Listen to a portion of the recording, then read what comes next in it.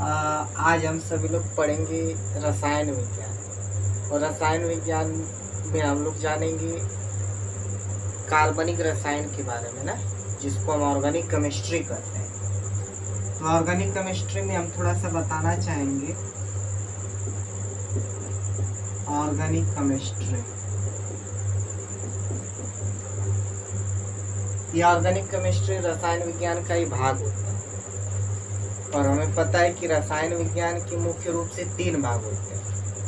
एक तो organic chemistry, जिसको हम कार्बनिक रसायन कहते हैं, और एक हो गया इनऑर्गेनिक केमिस्ट्री, जिसको हम अकार्बनिक रसायन कहते हैं, और एक हो गया फिजिकल केमिस्ट्री, जिसको भौतिक रसायन कहते हैं। तो आज हम सभी लोग पढ़ेंगे ऑर्गेनिक केमिस्ट्री के बारे में, जिसको हम कार्बनिक रसायन कहते हैं। तो इसको हम कार्बनिक रसायन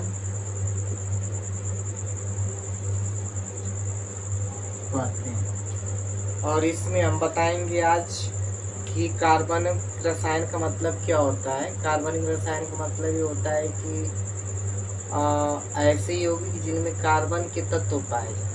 तो जिन यौगिकों में कार्बन के तत्व पाए जाएं और उन यौगिकों का अध्ययन करें तो उसको हम बोलते हैं कार्बनिक रसायन। जैसे देखिए, यहाँ मैं लिख दूँ CH3, तो ये कार्बनिक यौगिक है ना, क्योंकि इसमें कार्बन है। और एक और एग्जांपल मैं लूँ, जैसे मान लीजिए मैं लिखूँ C2H5OH। तो ये जो C2H5 में लिखा हूँ, इसमें भी कार्बन है। तो इसमें कार्बन है तो हम इसको भी ये बोलेंगे कि नहीं, ये भी क्या है, कार्बनिक रसायन। तो हम लोग कार्बनिक रसायन में आज ये जानेंगे कि कार्बनिक रसायन को पढ़ने से पहले हमें कार्बनों के लिए अलग अलग कार्बनों की संख्याओं के अनुसार अलग अलग मूल शब्द होते हैं, रूट वर्ड होते हैं। तो मुख्य रूप से हम टोटल 10 तक जानेंगे, नहीं 12 तक जानते हैं रूट वर्ड, कि कार्बन की संख्या के आधार पे कितने होते हैं। तो जैसे मैं यहाँ पे लिख दूं कार्बनों की संख्या, कार्बनों की संख्या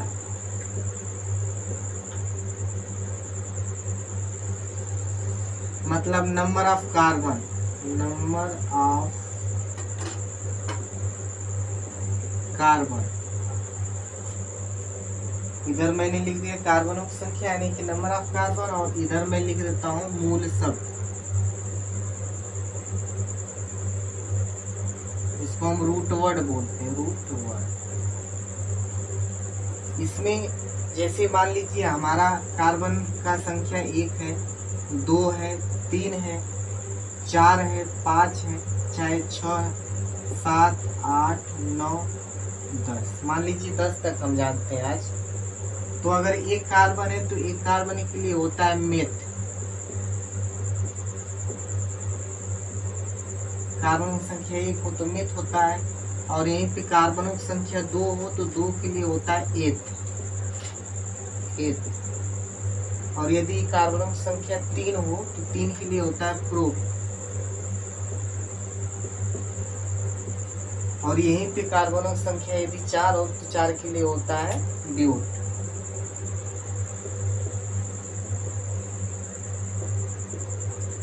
और यदि यहाँ कार्बन की संख्या 5 हो तो 5 के लिए पेंट होता है।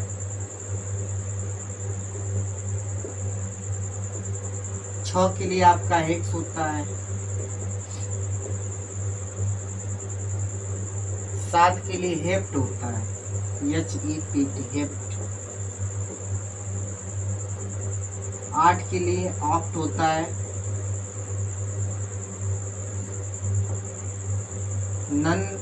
9 के लिए नन होता है। 10 के लिए आपका डेक होता है।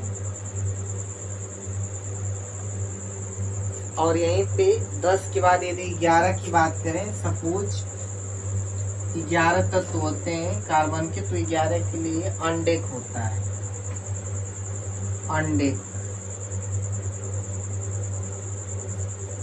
और यदि 12 तत्व हो तो 12 के लिए डूडेक होता है। तो ये जो 12 कार्बनों की तत्वों की संख्या के आधार पे यदि देखें तो यदि 12 कार्बन होते हैं, कार्बन 2 कार्बन 3 कार्बन होते हैं, तो कार्बनों की संख्याओं के आधार पे यहाँ पे मूल शब्द रूट वर्ड है और इन रूट वर्ड को याद करना बहुत ज़रूरी होता है। और यदि हम इसको बहुत ही अच्छी तरीके से याद कर लेते हैं, लर्न कर लेते हैं, तो निश्चित रूप से कार्बनिक रसायन को बहुत ही आसानी से समझ सकते हैं। तो इसको हमें जानना बहुत ज़रूरी है। और बस आज की वीडियो में बस इतना ही जानेंगे। धन्यवाद आप सभी।